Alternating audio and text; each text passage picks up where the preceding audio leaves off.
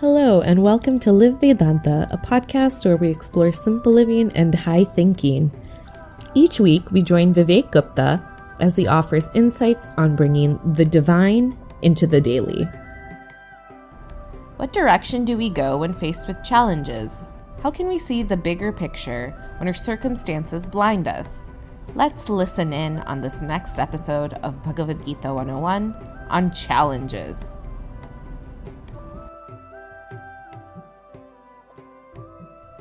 Hari Om, and greetings from Niagara Falls. Today, when I was on my freedom walk, I saw a sign on a trail that said, "Keep the distance."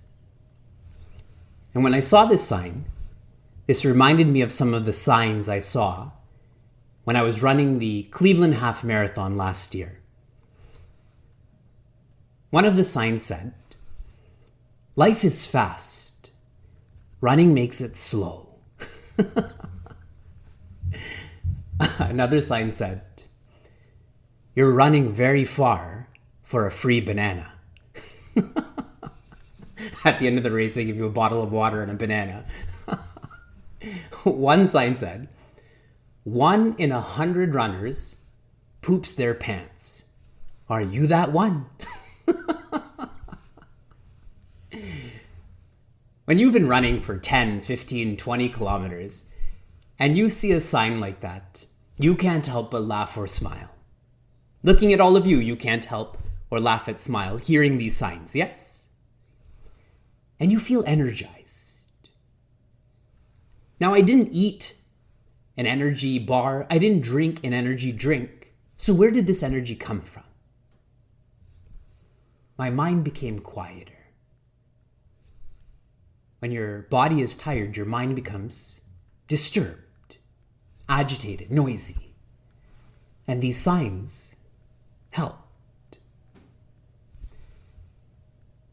Our course is this sign that will help our mind become more quiet.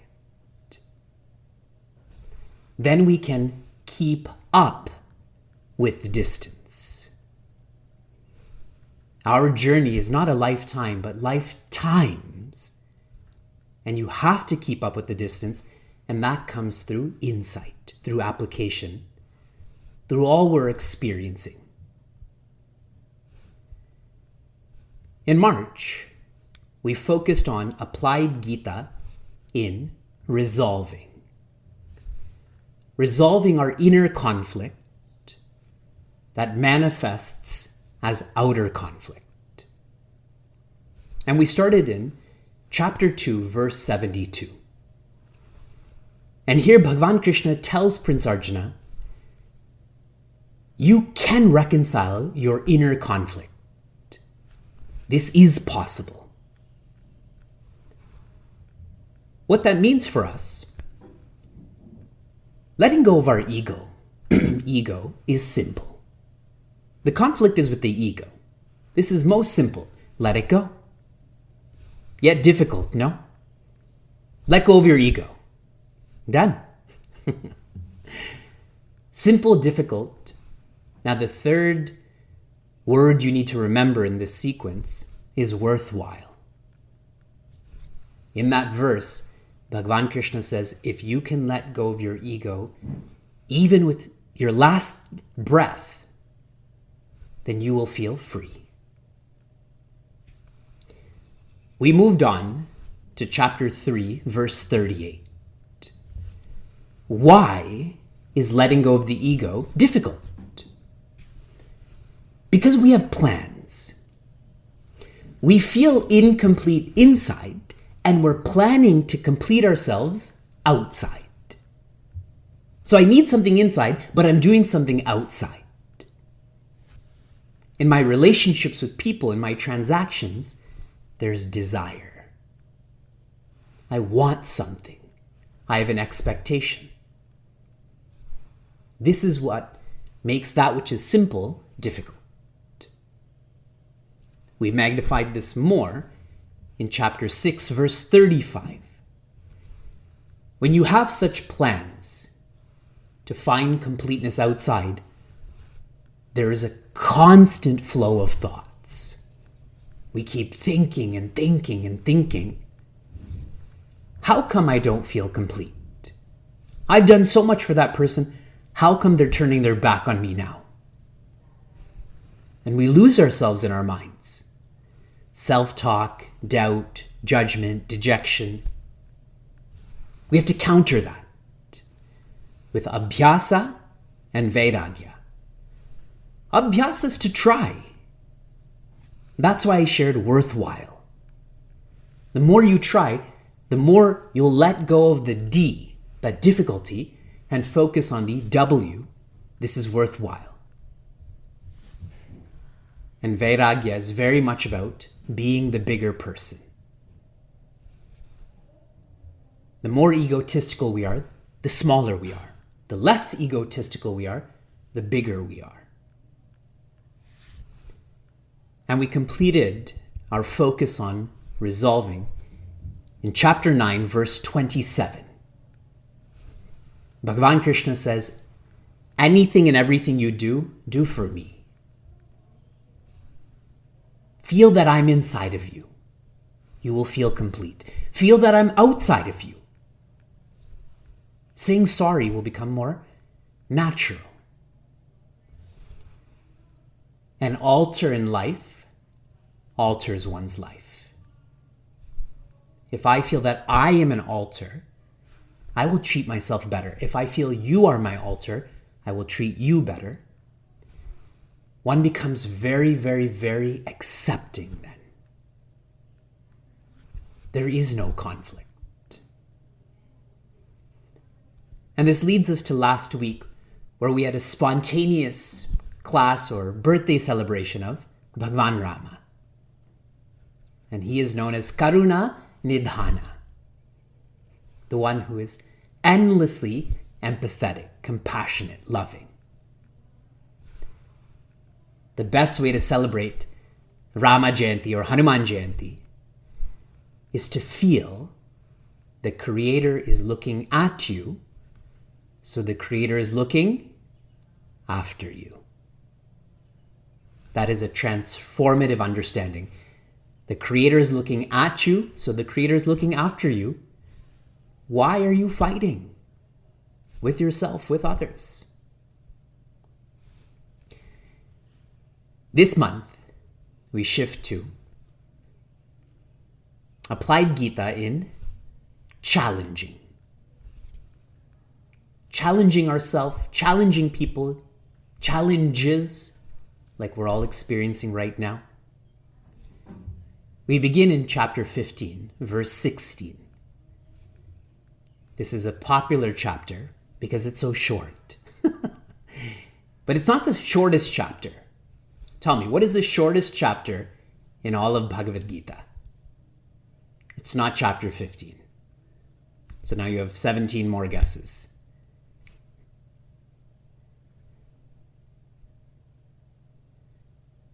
Anyone else want a copy? 18. 18 is the longest. It is 12. In chapter 12 and chapter 15, there are 20 verses. But in chapter 15, some of the verses have longer meters. In chapter 12, they're all short meters. Please repeat after me. Dvavimau purushau loke. Dvavimau purushau loke. Ksharascha evacha. Ksharascha evacha. Ksharas sarvani bhutani. Ksharas sarvani bhutani. Kutastokshara uchyate. Kutastokshara uchyate. For those looking for names, there's 3 for you to use in this verse itself. Okay. Dvau imau purushau loke. In your experiences, in this world, in this multiverse, there are 2 levels of creation. There are as if 2 beings. How does this relate to us? If we go back to resolving, in every conflict, there's two sides of the story, correct? If you only hear one side, can you fully reconcile that conflict? You can't. Any leader, any parent will have to hear both sides, no? 2, whenever you study any teaching in Sanatana Dharma, there's 2 levels of meanings, no? There's a literal meaning and there's a implied meaning. What we take from this first quarter is that there are 2 perspectives in life. The lower one, which we take for granted, perception. And then a higher one, which requires reflection, which is intentional. Whenever we come across challenges, try to shift to the higher perspective. Try to make that normal. Try to make that your default. Don't people do that whenever there's a war? Whenever there's a natural disaster, one's instinct is to go to higher ground, correct?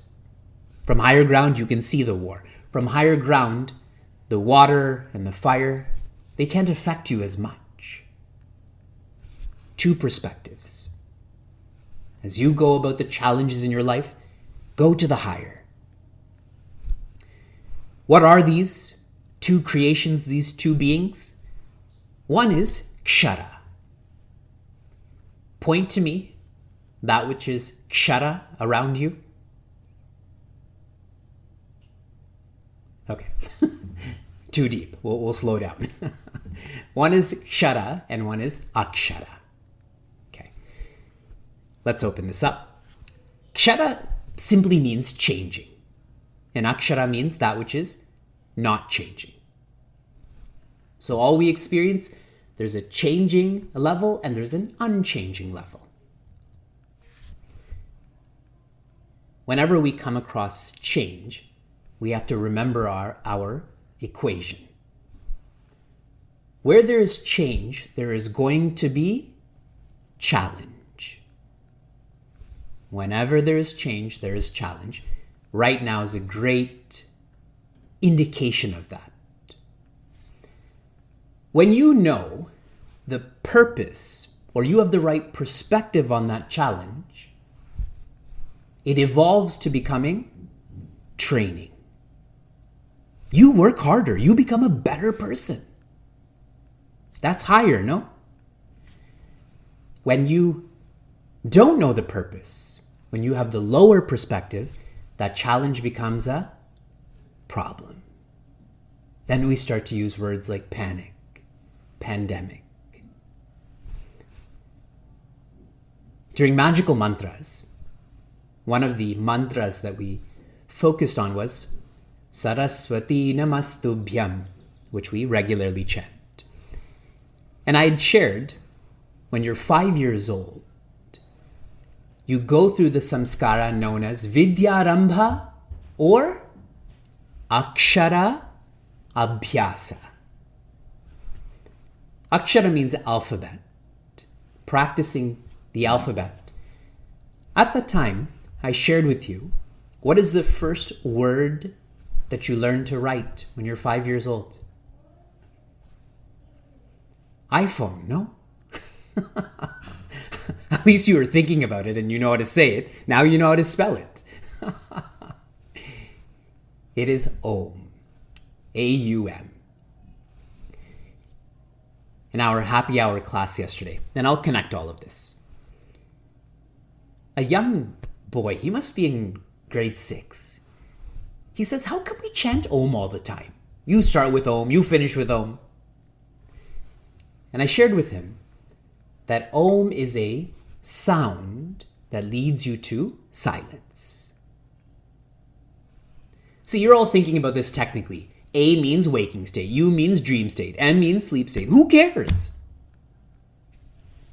Om is Kshara, and that should lead you to the silence, which is Akshara. So now, as you go about living and you're observing all of this change, know that there's a dimension that's higher than this, which is unchanging. Okay, it's being defined more. We go to the third quarter. Kshara sarvani bhutani. All that you experience, sarva bhutani.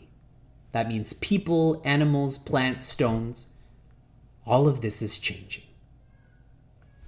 So now apply this to a challenge. In the heat of the moment, when you're facing a challenge, how long do you think that challenge will last? Forever, no?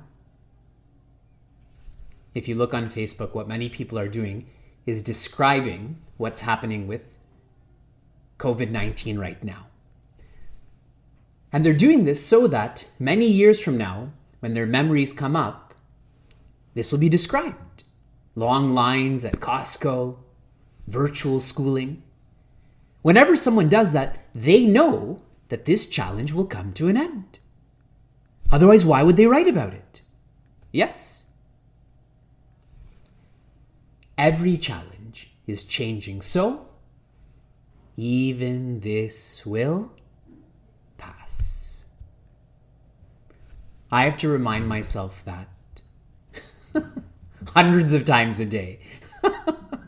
When feeding, when sleeping, when cleaning, cleaning, even this will pass. There is a time when they'll be asleep. There is a time when more dishes will not be created. We all know the story of even this will pass from Swami Chinmayananda's parables. We quote it all the time. But have you internalized that? Because if you have internalized that, challenges become fun.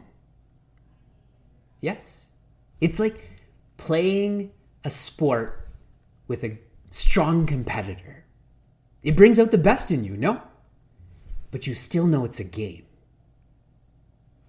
Even this will pass.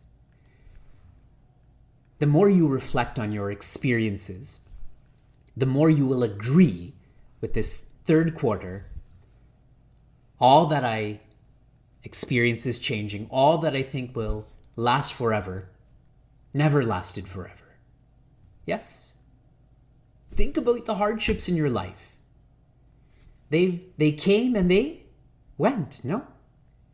Here you are, studying Bhagavad Gita. And don't worry, more hardships are coming. Even the non-hardship times, even that will pass too. And this leads us to our fourth quarter. Kutastaha akshara uchyate. And what is known as akshara, that which is unchanging, is kutastha. Do you remember what the word kutastha means? Share with me. That's right, anvil. Have any of you ever seen an anvil before? We should, in a very sattvic way, modify some of these comparisons, no? Like if I taught a 12-year-old, kutastha, anvil. The only time I've seen an anvil in my life was Roadrunner and Wile E. Coyote, no? When that anvil keeps dropping on him. When else do you see an anvil? Or some war movie like Lord of the Rings or Game of Thrones where they're always creating knives and so on. So here, the higher perspective is that which is unchanging, but I have to modify what I'm saying. But I'm telling you this at the end. It's not that the higher perspective is unchanging, it's simply changing less. Okay? Stay with me, okay? Because in the next shloka, in the next verse, Bhagavan Krishna begins with Uttama Purusha. There's two creations, there's two perspectives that you experience. That which changes a lot, that which changes less. And then in the next verse he says, the third is that which is unchanging, that which is beyond. But we'll leave that for now. I want us to focus on, just so you know the context. This last quarter brings up some technical Vedanta. How many of you have studied all of chapter 15? You studied this whole chapter. And you're confident with the flow of thought. Can I see those hands again? Confident with flow of thought. Okay. In chapter 15, creation is described as a tree. Yes? Any tree, any plant, really all of us, started as a seed. Every human, every animal, every plant started as a seed. And so, here, Bhagavan Krishna is saying, the lower perspective is the leaves, is the branches, is the trunk. That changes a lot. You see that in the shift between winter, spring, and summer. The higher perspective is the seed for the trunk, for the branches, for the leaves. Tell me, what is the seed for all of this that is changing? Maya. That's what kutastha means here. Kuta means heap or mound or lump. There is one Maya, but from that one Maya, that heap, that lump comes so much of change, so much of challenges. So now, what's the point? How does this relate to challenging? Now, use your deduction. If there's creation, there has to be Maya. There has to be that creative power. Now, if there's Maya, what else has to be there? Bhagavan has to be there, no? The creator has to be there. Or you can go even more Vedantic and share Brahman has to be there. So now coming back to your challenges. When we are deep in a challenge, you have three perspectives. Which perspective do you typically adopt? The challenge perspective. Why is this happening to me? Why only me? When will this end? But if you pause, you reflect, you go to a higher perspective. This is Maya. Maya means that which is there sometimes and that which is not there sometimes. Yes? And as soon as I identify Maya, then I should go even higher and share to myself that if Maya is here, Bhagavan has to be here too. So there's nothing for me to worry about.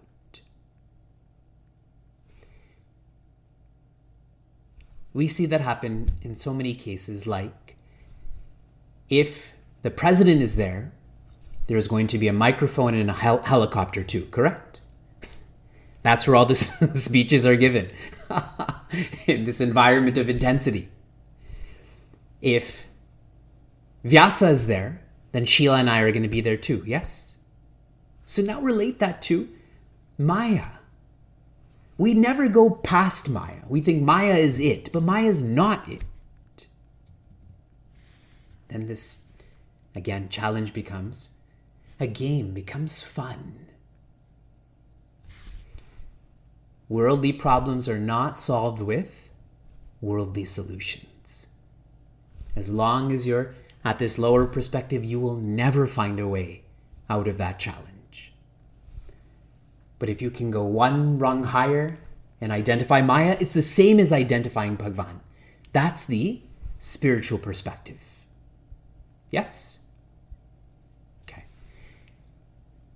Such a practical shloka. When you think about each quarter and how this applies to us, it's brilliant. And every shloka, you could take any shloka for any of these verbs. But when you make this your own, that's when this really comes to life. Let's read together. Dvavimau purushau loke Ksharashchakshara eva cha, ksharas sarvani bhutani, kutastokshara uchyate. If you enjoyed what you heard or want to learn more, share this episode with a friend or find us online at facebook.com/cmniagara. For those on the journey of self-development, Chinmaya Mission Niagara provides a community forum for seekers to listen, reflect, and contemplate. This podcast is produced by the Young Adults of Chinmaya Mission, an international nonprofit working to transform individuals through the knowledge of Vedanta. Until next time, inspire, love, be.